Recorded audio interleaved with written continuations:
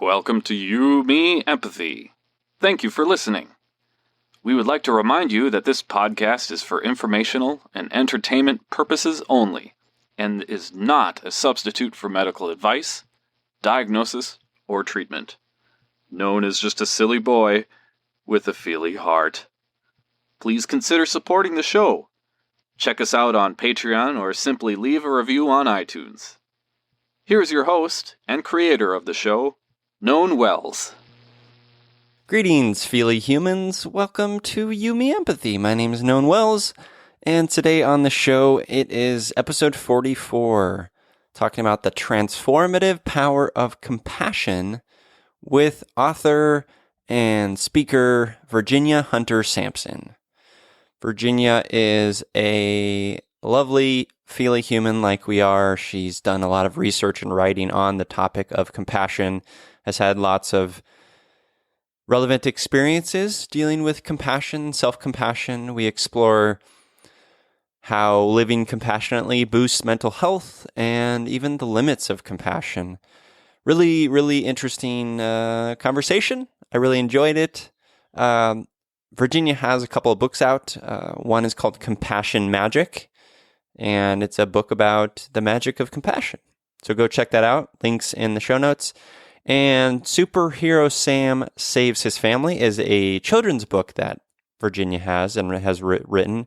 And it's a book about compassion for kids. So if you have kids, go check that out. Links are in the bios to go read those. I highly encourage that. We all need some more compassion in our lives, and Virginia is amazing for bringing that to us. Okay, before we get to the episode today, I wanted to just share a couple of things. One, if you aren't subscribed to You, Me, Empathy, please go over to Apple Podcasts and do that.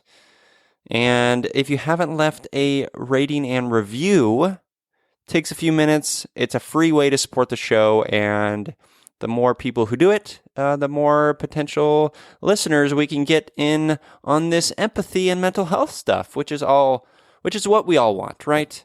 It's what I want. It's what you want, right? Right? We need more ear holes in the empathy conversations. We need more people listening to this, and writing a rating and review in Apple Podcasts is a way to do that. It's a free way to do that. A cheap but not free way to support the show is by going to patreon.com/youmeempathy. It's a ongoing way you can support the show for as little as 25 cents an episode, or $1 an episode or more if you want, and you get some bonus audio and things like that in return from time to time. Okay. Thank you for listening. Thank you for being here in episode 44. I love you. I appreciate you. I'm glad you're here. Remember, if you are struggling, you have people around you who love you, who do care for you. And I'm always open to chatting. Not even on the podcast. You can email me, youmeempathy@gmail.com, or you can DM me on Instagram @youmeempathy. We also have an amazingly supportive Facebook group, facebook.com/groups/youmeempathy. Just a bunch of lovely humans in there supporting one another. So, you got this. I love you. Enjoy this episode 44, on the transformative power of compassion with my guest, Virginia Hunter Sampson.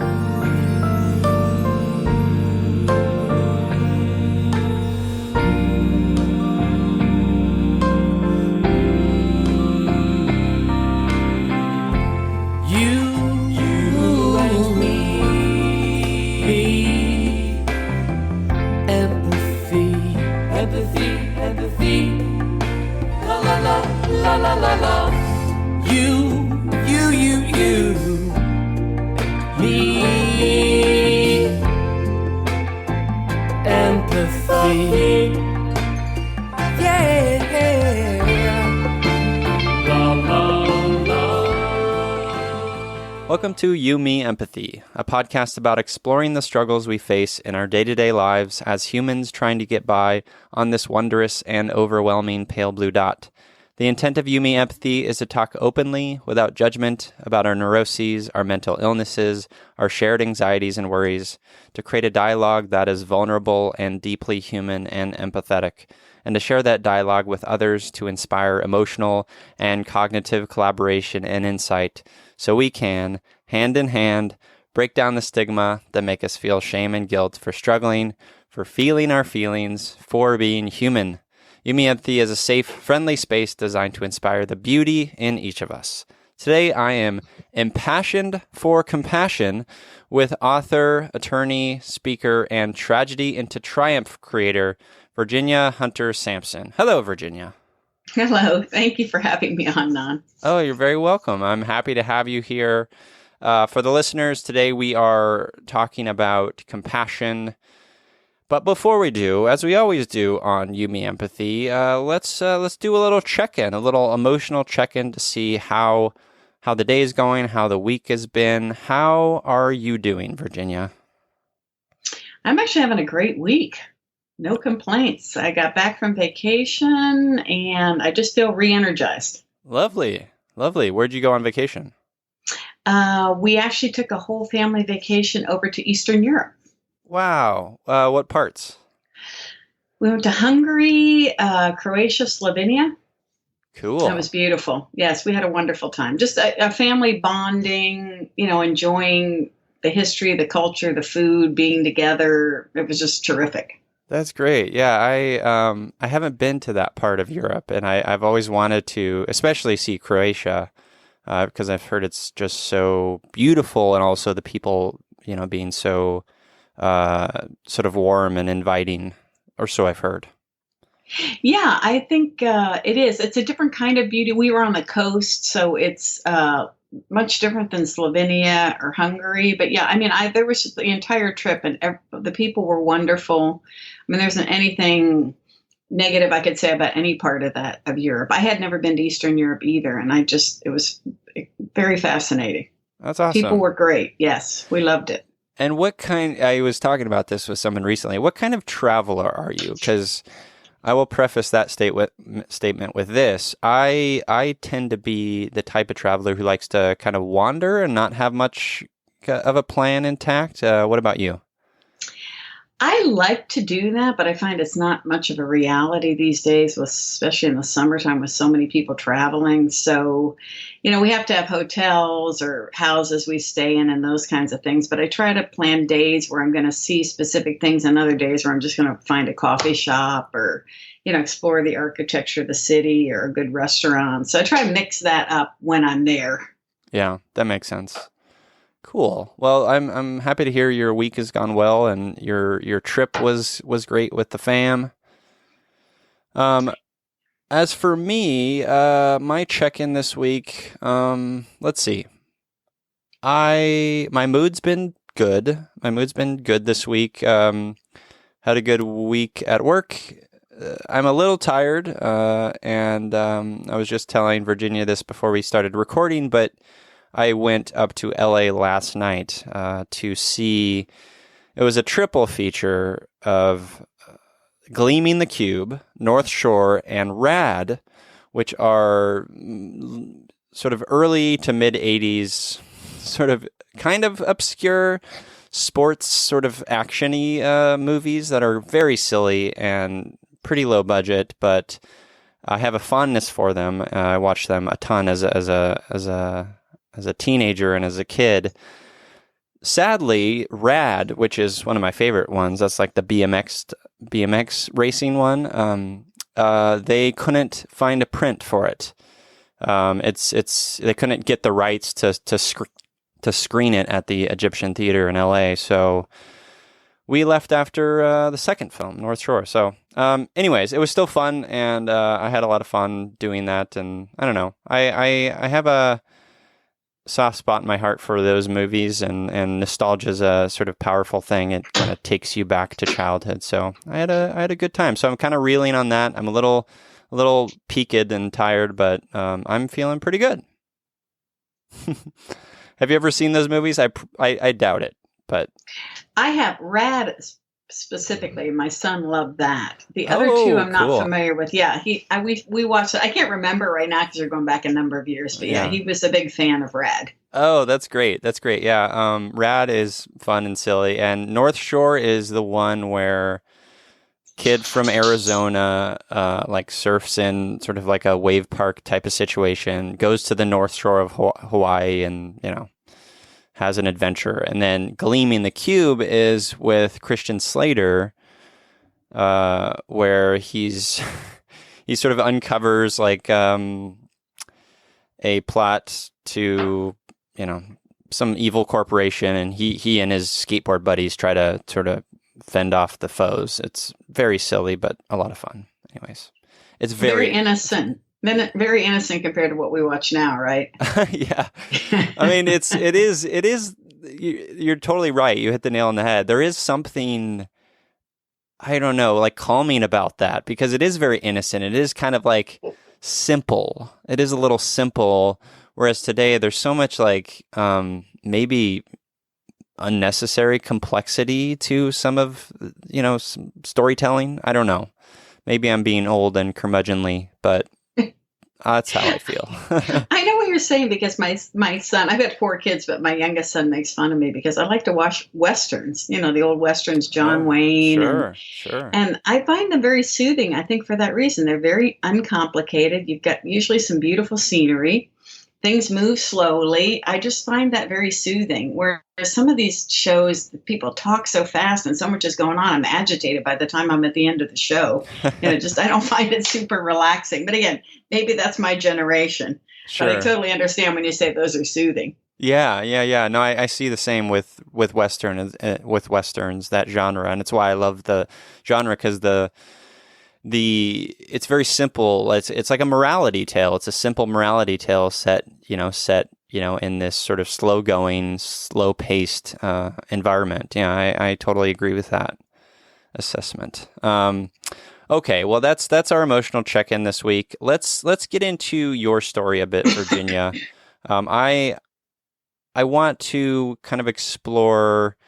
So today you're doing a lot of work and research and sort of writing and thinking about compassion and the power of compassion. But I want to understand a little bit about your life before that, and maybe could you share with me and the listeners a few maybe seminal moments from your childhood or sort of young adulthood that maybe speak to who you are today? Sure. So compassion was, I think, something, my parents were children of the Depression and World War II. So I think the idea of community service and compassion, I think the world was smaller, and I think that was just part of the fabric of their lives. And so I kind of grew up with that without even realizing it was compassion. We went to church regularly, and in my opinion, the message of Jesus Christ, the important message for me is one of compassion. So that was kind of my upbringing. You kind of drift away from that. I became a litigation attorney, and Lord knows that doesn't involve any compassion. And so I drifted far away from that idea. I moved across the country out of the Midwest, so I didn't have the same roots. And that kind of got put into the background. Well, then my husband was I got divorced, and that was a difficult divorce. There was some domestic violence in it, and then I got remarried, and my second husband was diagnosed with Lou Gehrig's disease. And that happened when my youngest child was just 2 weeks old. So I had a high schooler, 2 middle schoolers, and a 2-week-old, and we were kind of facing this. I mean, basically, how do you live with that pain every day? That was my big question. How do you get up and go about your business, knowing that the most important person in your life, the biggest part of your life, is going to die? Right. Right. And who knows how long. So, we got through that. I didn't find, and what started me thinking about compassion is I didn't find the world a very compassionate place when my husband was sick. So my older kids were acting out their pain and their grief at school, right? Because I quit practicing law. I took care of my husband full time. So he was at home. He died at home, but my kids were coming home and they were seeing this every day. I hadn't really even tuned into what the powerful effect that would have on the kids. So they started acting out their pain and grief at school, which I got. And the teachers were, the vast majority of the teachers and administrators were, let's just, to put it kindly for them, unkind to my children. Right. What kinds of things, in what ways were your kids sort of reacting and acting out? Well, my daughter wasn't, they weren't doing their homework. My daughter wasn't paying attention in class. Sometimes they'd be a little disruptive. They weren't always going to school, even though I would drop them off there, right? And so the teachers, especially my daughter, seemed to bear the brunt of it. My younger daughter, they basically told her she was worthless and she'd never amount to anything and she was stupid. And I mean, just on and on. It was just awful. My older son didn't quite get the verbal abuse, but the message was there for him too, right? Mm-hmm. You're never going to amount to anything. You're not disciplined. You don't have what it takes to be successful in this world. So, wow. Yeah, it was really awful. And, I'm talking about in retrospect. I mean, I was going through this with my husband, so I really wasn't, and I feel guilty as a parent because I really wasn't chimed into all that was going on with them. Do you know what I mean? Absolutely, yeah. There was so much going on. I mean, I kind of knew in the periphery it was going on, and I would go to the school and I would fight with the principal and I'd fight with the teachers, but, nothing was really coming of it. It's just something I guess we were just going to have to get through. Then I found, Yeah, I was just curious, were the kids aware of what was going on? Did you explain what was going on to them? Yes, we actually, when my husband was diagnosed, we actually had talked to all of them and told them, what the situation was. I don't think any of us had any idea how this was going to play out. Do you know what I mean? In terms of how he was going to deteriorate emotionally or physically. Yeah. And what that was going to mean for all of us. But yes, they did know that he was, going to die. And I don't know if we told them the real nature of the disease, but they saw it. Yeah. And not that every disease isn't horrible, but this one they call it the coffin disease because basically you're mentally totally intact, but you're in a dead body, right? Your body basically just dies. Yeah, the physical representation of the disease is very telling. Yes. Yeah. Yeah, you can't talk at the end. Like at the end, I communicated with my husband. Like I would ask him a question, a yes or no, and he would blink like 1 for yes and 2 for no. That's basically what you were limited to at the end of his life. So, that was hard for him. But I hope I'm not being too wordy. But anyway, back to the compassion. Nobody visited my husband, right? The sicker he got, the fewer visitors he had until really no one came except his sister. Now, my family lived all the way across the country, but I have to be honest, I wouldn't put them in the real compassionate category either. But basically, people just stopped visiting him. Why? They just stopped coming. In retrospect, I mean, or maybe at the time, how did that feel to you? Well, at the time I was angry. Yeah. And bitter because, it was hard on me because we were socially isolated, right? All of us. Right. But to see the pain in my husband's eyes, who was already suffering when his friends wouldn't come to see him, was really hard. I don't want to cry.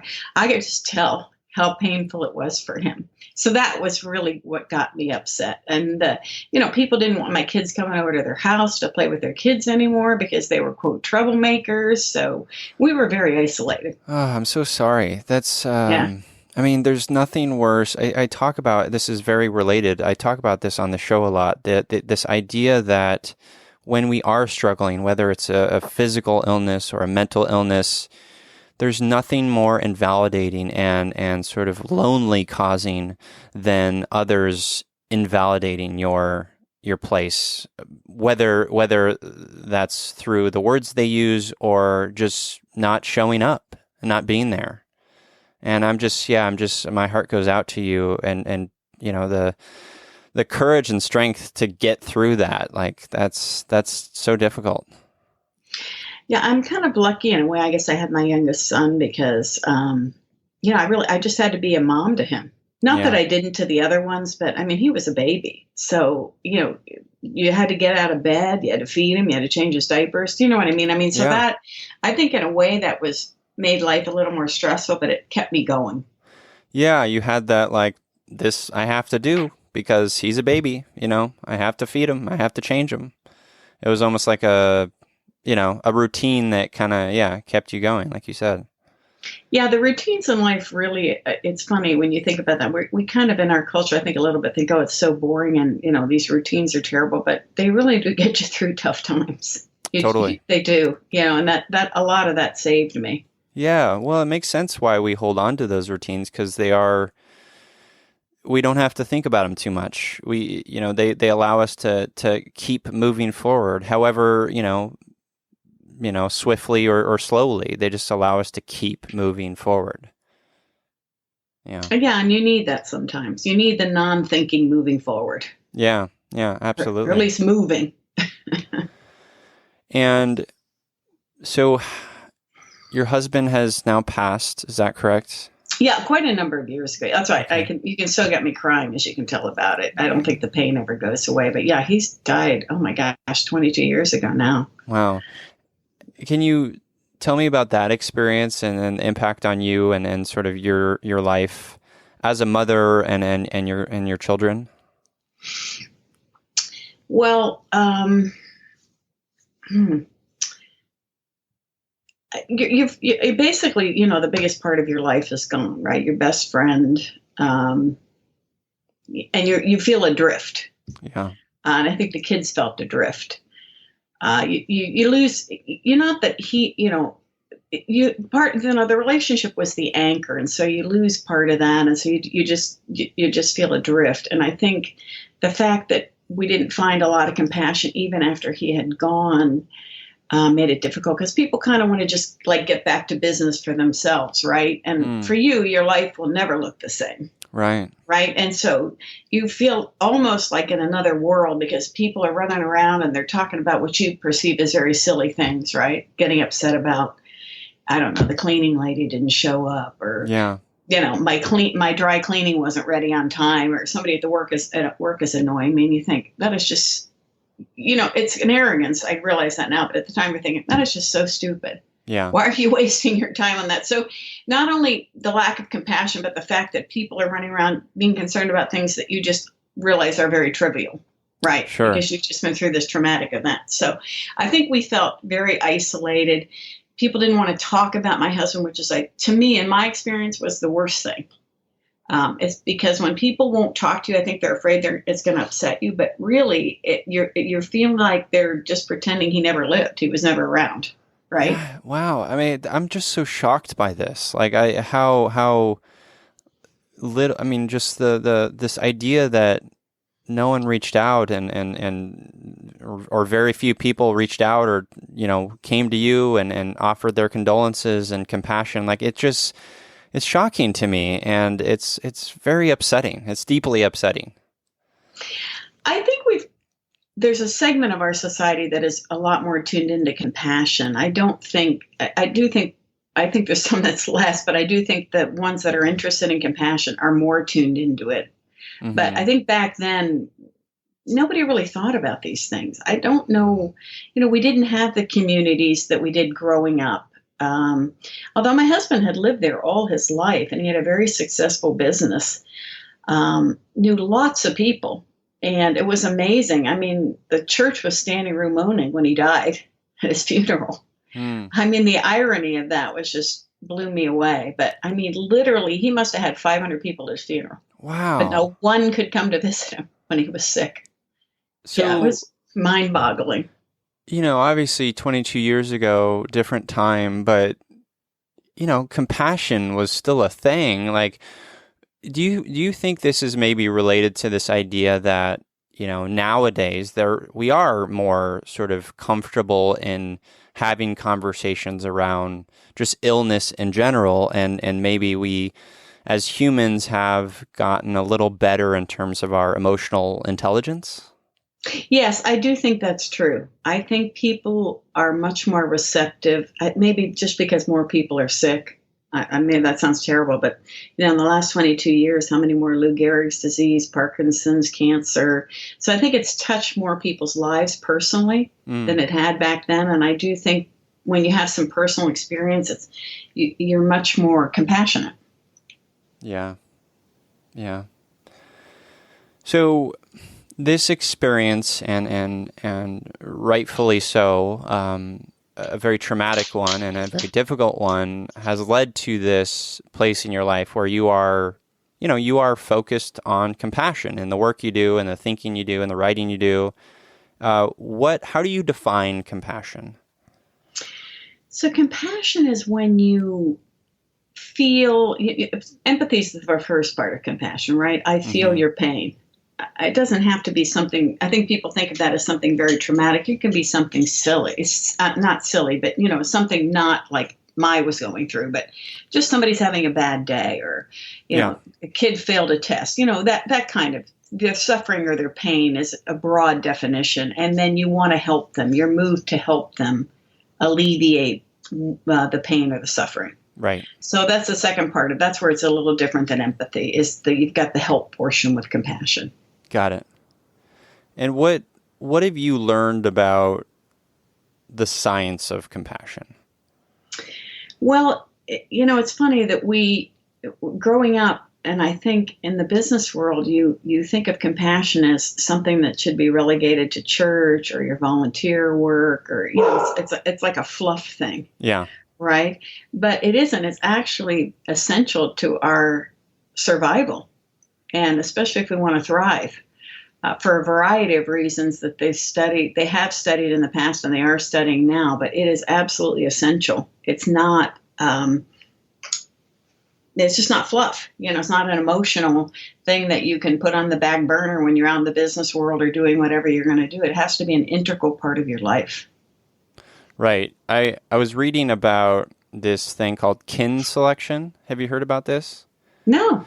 So it's basically natural selection in favor of behavior by individuals that may decrease their chance of survival, but increases that of their kin who share a proportion of their genes. Thereby, like, compassion is natural. It's like basically rooted in like natural selection and evolutionary biology. Another way to put it, or has been described, is like reciprocal altruism. So an organism acts in a way that temporarily reduces its fitness while increasing another organism's fitness, with the exception that the other organism will act in a similar manner at a later time, which is super fascinating to me.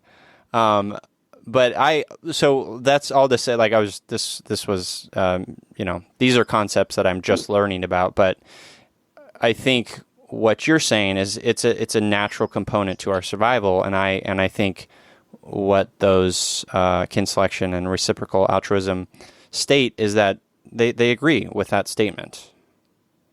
Yes. Yeah. I think there's more and more evidence, on that, just that particular point, because, we've got the Greater Good Science Center at Berkeley, and we've got the Center for Care and Altruism at Stanford, and they've both done research, and their conclusions are that we are biologically programmed, and not only, behaviorally, but physically in our brains, to take care of people, right? So it all started because we had to take care of each other. Our young were vulnerable. And so we had to form these caring communities in order to survive. And that is really tapped into our biology. One of our deepest needs is to connect with other people. Right. Right. And in doing so, that sort of, in a way solidifies our place or gets us to a place where maybe we're a little bit more protected. Like, I'm talking about, like, from like the evolutionary perspective, like doing the, not like with selfish intent, but like altruistic intent to help a person, to show compassion for that person. And in return comes this sort of natural, reciprocal compassion back, and therefore that person is maybe a little bit more protected, or a little bit can go a little farther, live a little bit longer, perhaps, because there's more love in their life, there's more care or whatever. Yes, absolutely. Yeah. Yeah. What are some ways that out of this experience that you've had, ways that you are practicing compassion personally? So I found that I wasn't very compassionate for a while, right? I was pretty angry and bitter. So it's been a journey for me to get here. But what I try to do now, I think we are so obsessed with individualism and being busy and focusing on results of our efforts that we have forgotten that our life really is about relationships and people. That's going to make us thrive in every area of our life, but I think we need to get back to that. And so I try, before I go out in the morning to do anything, it's kind of weird, but I pretend I put on like my compassion hat, right? So my goal today is to be kind to everyone that I meet. It's not going to be to get the 50 things done on my to-do list, but that has to be my focus today, to be kind to everyone I interact with, to help them if I can. And so that's what I try to get that mindset as I leave the house. And that's how I try to function. I'm not claiming I'm always successful at it, but that's my goal. And that's what I try to do. That's fantastic. I love that. And I so relate to the distaste for the intense sort of blinding focus on productivity and getting things done, and I think that there's a gross overwork in our society and culture that is focused, like you said, on individualism, that is focused on like getting ahead and success and achievements and stuff. And I think that is the opposite of what we should be doing. What we should be doing, as you said, is being kind to one another, showing compassion, building and connecting with one another. Well, and it's interesting, and they've done a lot of research on this too, and self-focus actually is detrimental to your professional success. So it's funny, these messages that we've been getting that everybody's our competition and we have to compete with them and we have to beat them is the antithesis of what will make you successful in life on many levels, but including professionally. Yeah, no, that makes sense. Do you have like some personal experience with that, what we're calling a maybe troubling mindset in sort of the world of law or in the corporate environments you've experienced in the past? Oh, yeah. That's what I gave up being a litigation attorney for precisely that reason. Yeah. So I've been an attorney scarily for 36 years.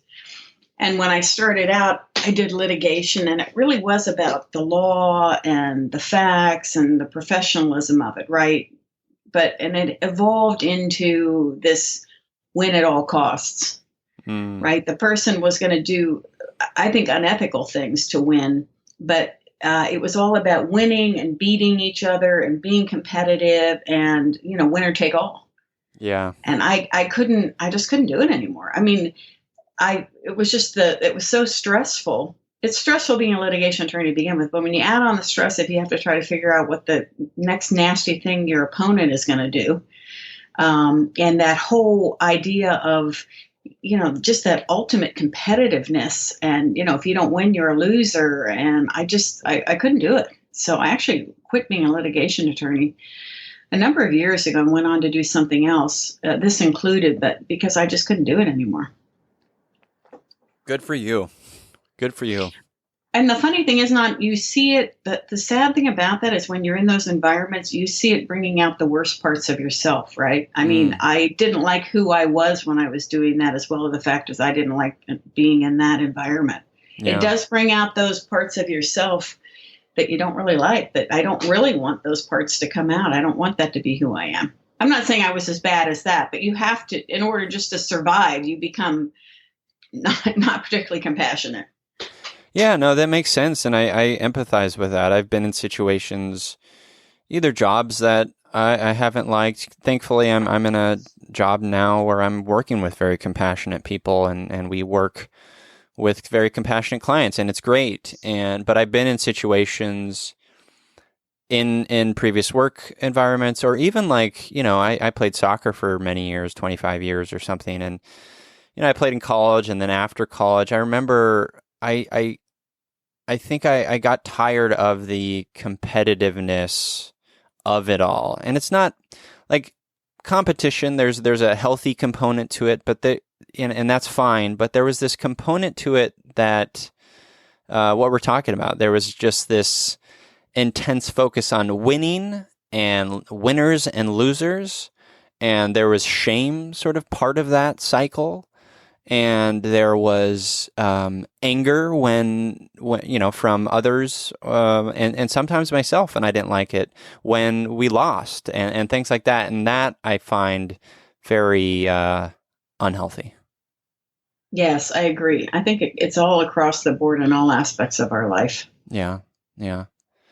What are some of the health, psychological benefits that you've sort of discovered and found by sort of embracing compassion? Well, there's a huge mind-body connection they've discovered, right? So what we experience physically, we will feel emotionally.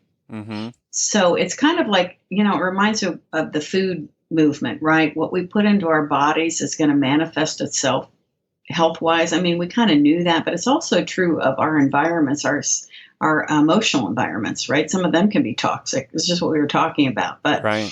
So if you live compassionately and you practice compassion and self-compassion, it activates certain areas of your brain chemistry and your biology that are particularly healthy for you.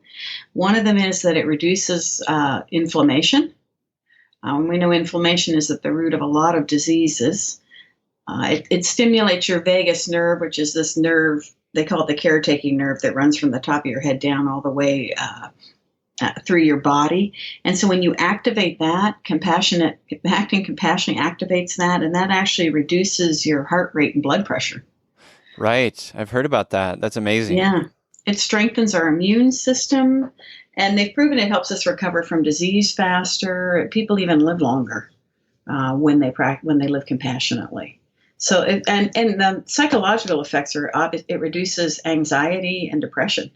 And it all stems from the connection, right? We are wired to connect with each other. We need other people. We need deep, meaningful connections with other people.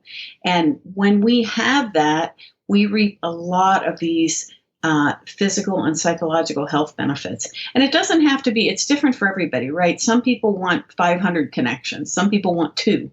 It's what works for you, but the idea that we all need to be deeply and meaningfully connected to other people is at the key of these benefits. And that's what compassion does. I mean, it creates meaningful connections with other people because you're caring about them, you're showing them love.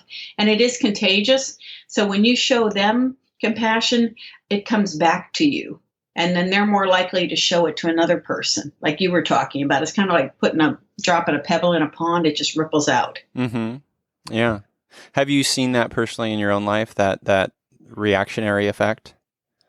I have. I can't think of a specific example right now, but my mom has been in skilled nursing, and I notice, when you treat the staff kindly. I mean, let's face it, in my opinion, they're underworked and overpaid. I'm underpaid and overworked, sorry. And so they're in a very difficult environment. So I would always try to be especially kind to them. And you would notice that if you were kind to them, they might be kinder to my mom or the next person they encountered. I mean, they didn't really do a study, but it was just part of what I would observe. Or if you had been kind to them when they would come into the room, and my mom was very kind to them, and see you could just feel them soften. So I think, I have seen that. Yeah. I think it's amazing. My wife is a community college English professor, and, talk about being overworked and underpaid. I remind myself of that often, like you're saying, that, she is in this environment where she is working so much, and she's grading, like 7 days a week. It's it's crazy. It's nuts. Those are ableist terms. I apologize. It's intense. And so I remind myself often that I need to show her compassion and be patient and show her care and because it affects people. It's tough. It's tough environment sometimes. It really is. It's not. It can tear down their psychological and physical health as well. Just living under that stress. Absolutely. Excuse me. That's one of the things that compassion does. So they call it there's cortisol, right, that we emit in our bodies when we're stressed out. Right. And then there's oxytocin, which is a neurochemical we emit when we are feeling loved, being treated compassionately. And so that's a huge part of what happens to people when they're in a compassionate environment. They call oxytocin the love hormone. So that's one reason touching is an important part of compassion. Mm-hmm. Because when you touch, when you touch other people, it actually causes you to emit oxytocin, and that's why. That happens in many situations, but specifically when you hug someone or you touch someone, oxytocin is released. I love that. Hugs are the best. Yes. I think I was asked the other day. Yeah, I've been going to see a yoga therapist, which is very Southern California, but she's great. And after our first session, we said goodbye, and she asked if I was a hugger or a handshake guy, and I was like, handshakes are the worst. Hug me, please. Well, that's what I tell people. I talk to people that are experiencing burnout, so a lot of healthcare workers and teachers. And one thing I say to them is, if you're having a particularly bad moment, give yourself a hug. Yeah. Self-hugging works. I mean, I've done it, and people look at you a little weird, but it works. It really comforts you. It releases the oxytocin, and you'll feel a lot better. I love that. Yeah. So you had mentioned, working with people. What is that the part of the work you're doing now? Yeah. So what I do right now is I talk to groups, consult a little bit with organizations about how to alleviate and prevent burnout in schools, for healthcare workers, people that work in communities where there's a lot of seniors. Wow. How to teach compassion to children. Like I have a curriculum, I have a book about that. So just trying to spread the message of compassion wherever I can. But there are scientifically proven programs and practices that people can do that will help them develop compassion in themselves and offer it more to other people.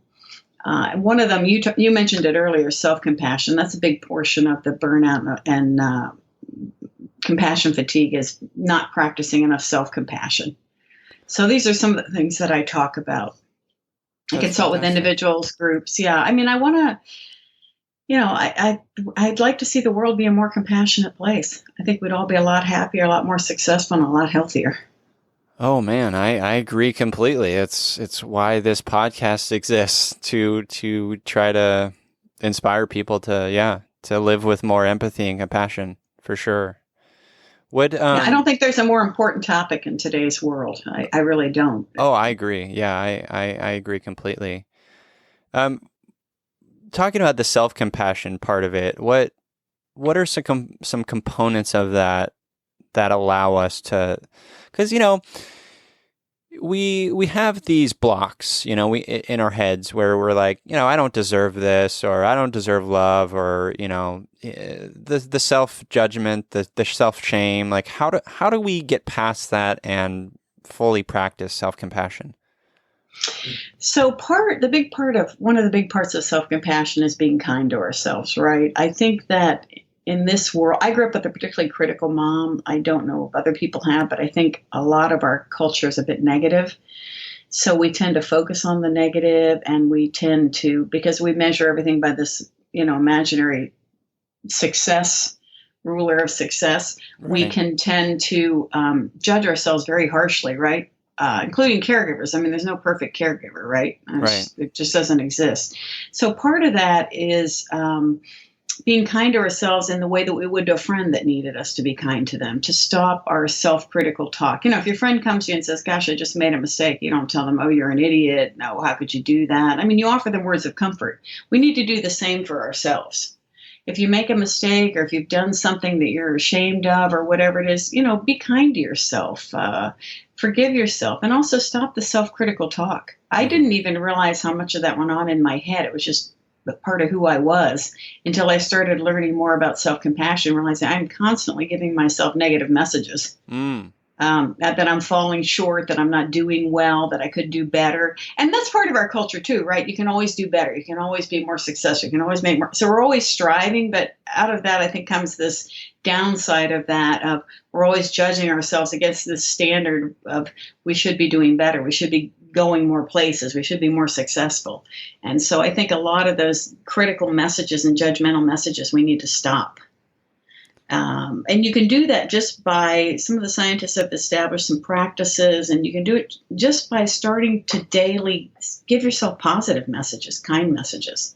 I am great the way I am. I am a good caregiver. I am doing the best I can. Whatever words you need to hear, make it a mantra. Yeah. Repeat it to yourself throughout the day. Sometimes I'll do it when I'm waiting in the line in the grocery store or something. You just find some things that it's going to be specific to everybody, right? Depending on what your background and experience are. But find things that touch you in that way and make you can make you feel kind and compassionate toward yourselves. And then you kind of repeat those to yourself in little meditations daily. The other part of that is you want to remember to keep it all in perspective, right? Whatever you're going through right now, people have been suffering and going through things for hundreds of years. So I think part of what happens is that we become very self-focused and we think we're the only one going through this and it's the end of the world. So you got to try to keep perspective on it. This will pass. Other people have gone through this. Other people are going through this. And then just being mindful of what you're doing at the particular time, how you're feeling. Because we tend to stuff our emotions down. Or don't want to deal with them, and I think that's partly when they become toxic. But if we're mindful about what's going on with us emotionally today, and try to live more mindfully, be more present, that helps as well.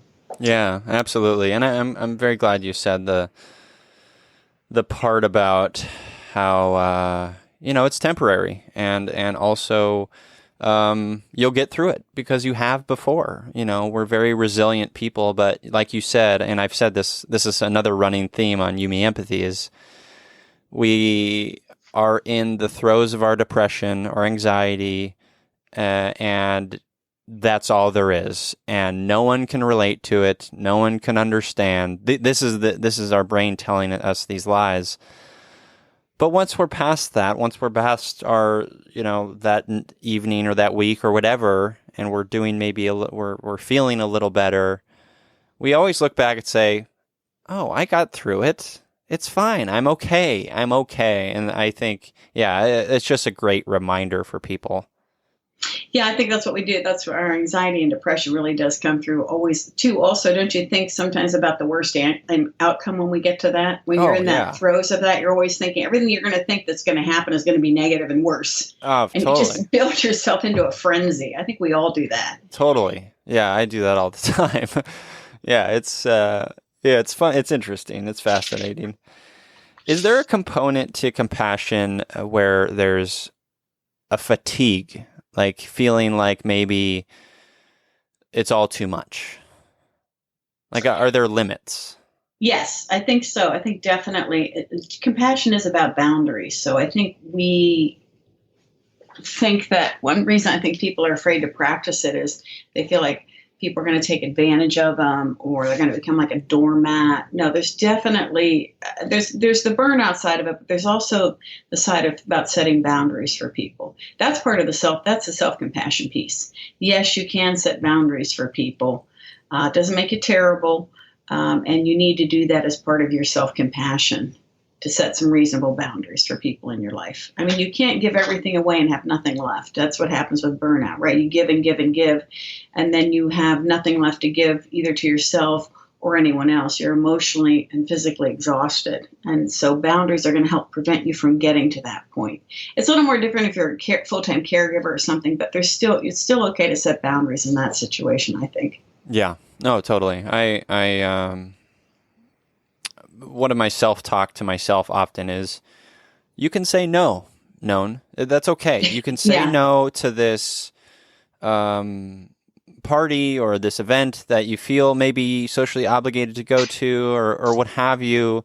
But you can say no from time to time, and that's okay. And you don't have to put shame on yourself for doing that, because you need time to be with you and to recuperate or whatever it may be. Like that, those are important boundaries. Yes, I agree. And if somebody's in crisis and they need you, then after you get through that, then it's good to just take a deep breath and take care of yourself at that point in time. Because I know you can't always say it right at the time, but just know that at the end of that, you're going to have to take care of yourself. Yeah, absolutely. How, Virginia, how are your kids doing with compassion? Are they sort of learning that through you? Obviously they went through a trauma themselves. How are they doing? I think they're all doing pretty well. My youngest daughter, the one that I told you about, kind of took the heap of the abuse from the teacher, still does struggle with her self-esteem. She still thinks she's not very smart. And, I think she is very competent and very capable, but I can still see her falling back into that. Yeah. But I think they're all doing really well. I think they all practice some compassion. Obviously I'd like to see us all do more, but I think they're doing really well right now. They went through a really dark time. They got into drugs and alcohol and trouble with the law, and I didn't know whether they were really going to make it out of it, particularly my middle two, but they have, and they're doing very well. That's great. Yes. That's good to hear. That's I love to hear that. Thank you for sharing that. Well, Virginia, let's transition into our empathy heroes, and then we'll talk about some of the work you're doing and where people can connect with you and buy your books and things like that. But so this segment is called Empathy Heroes. It's where you and we each list an empathy hero, someone we know in our lives. I've used even characters from books or fiction in general and movies, or people from history, just people who are the good examples of empathetic humans. Do you want me to go first, or do you want to go first? I don't mind going first. So if we want to talk historical figures, going back pretty far, I like St. Francis of Assisi. Oh, yeah. Yeah. He's one of my heroes. And in what ways, just for the listener's sake, in what ways did he sort of embody empathy? He devoted his whole life to, he was very self-deprecating, and his whole life was about service. He was born into a very wealthy family, and he gave it all up to be of service to other people, the less fortunate people. Yeah. And he's got a wonderful prayer, which I don't have memorized, that I actually have hanging in the house. Nice. That is inspiring. That's great. Yeah, that's a good one. St. Francis has not been mentioned on this show yet, so good empathy here, Virginia. The way you described him, coming from a place of privilege and sort of taking that and dedicating his life to service reminds me of this documentary on Mr. Rogers I just saw called Won't You Be My Neighbor? And it's so stunningly beautiful, and I keep reminding people that they need to watch it because it's just so good. By this point, it's probably available for rent, so you owe it to yourself to watch that documentary. Oh, I grew up in Pittsburgh, so Oh, yay. yeah. Nice. So I have a real soft spot in my heart for Mr. Rogers for a variety of reasons. But yeah, that connection is there too. I would love to see that. Oh, it's so good. It just like thinking about it, I'm getting like the chills. It's just you come out and you're like, I'm going to be better. I'm going to be a better human. Because he was amazing. He was just so amazing. I love him. Well, I started reaching out to my audience for Empathy Hero submissions because I list one every week, and I was not running out of them, but maybe lacking the energy to think about them anymore. So this Empathy Hero is submitted by listener and friend Brittany Grant. Hello, Brittany. She says, quote, "My empathy hero is my friend Tracy Preda, Preda. I met her last year during grad school orientation, and I could immediately tell that she was a good person. We text all the time, and I have told her things that not even my best friends know about. She is so understanding and always lets me rant about anything I need to. I know she would drop anything to come to my rescue if I needed her. I wish the world had more people like her, and I am lucky to be able to call her a friend." So that was submitted by Brittany, and that's just great. I love that. We need people like that in our lives, and so thank you for that, Brittany. Okay, so before we go, Virginia, where can people connect with you? Where can they learn more about the work you're doing and buy your books and things? Well, my website is compassionmagic.com, so you can find out pretty much everything about me on there. I'm on Facebook. People can like me. I do post articles and information about compassion on there, on my website also. I'm on LinkedIn. You can buy my books on Amazon. My name is Virginia Hunter Sampson, because believe it or not, there's a couple more Virginia Sampsons. The book is Compassion Magic, which is about my journey through this illness and other things to finding compassion. And then I have Superhero Sam Saves His Family, and that's about teaching compassion to children. So I'd love to have people, they can be happy to email me. I'm happy to give them any handouts about these practices to find more compassion in their life. Talk to them about anything. I'd love to share the message, and I'm happy to share any information I have. I've got a whole reading list. Whatever people want from me, I would love to share with them. Awesome. That's fantastic. And listeners, I'll make sure to kind of link all those in the show notes for this episode. And yeah, go support Virginia and the compassion work that she's doing. And I know there are some parents out there who are listening, and so go pick up a copy of Superhero Sam. What was it? Yes, Superhero Sam Saves His Family. Superhero Sam Saves His Family. So go pick up a copy of that. And again, the links are all in the show notes. Virginia, thank you so much for being on Yumi Empathy and sharing your story with me. Well, thank you for having me on. I welcome the opportunity to talk about the subject. And thanks for all the good work that you do. Really appreciate it. Oh, happy to. And for you listeners, I'm here, you're here, we're here together on this wayward, overwhelming, awe-inspiring pale blue dot. We have each other. It's Yumi Empathy.